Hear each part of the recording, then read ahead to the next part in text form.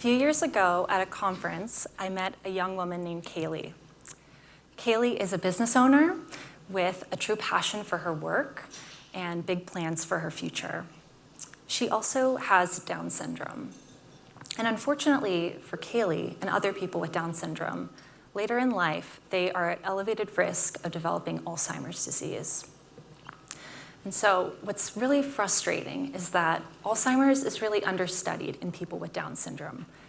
And what's even worse, these folks are often excluded from clinical trials for the newest Alzheimer's therapies.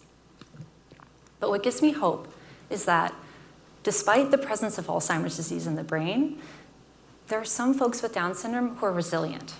They never develop symptoms or dementia, even into their 60s and 70s.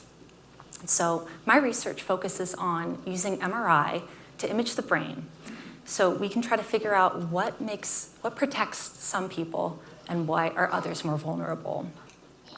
What makes their brains different?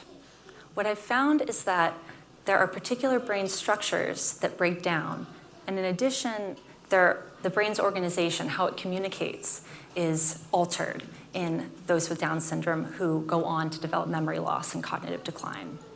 So my hope is that with my research, I can help identify the people with Down syndrome who are at greatest risk of developing for developing dementia, and maybe even identify some novel targets for intervention. When I think about Kaylee, it reinforces why I do this work, to help those like her who are facing an uncertain future by addressing these disparities in Alzheimer's research. With that, I'd like to thank the CNLM, the whole community, the friends and family and colleagues of Dr. Roger Russell, and all of you for giving me the opportunity to raise awareness about this issue that's very near and dear to my heart. So thank you.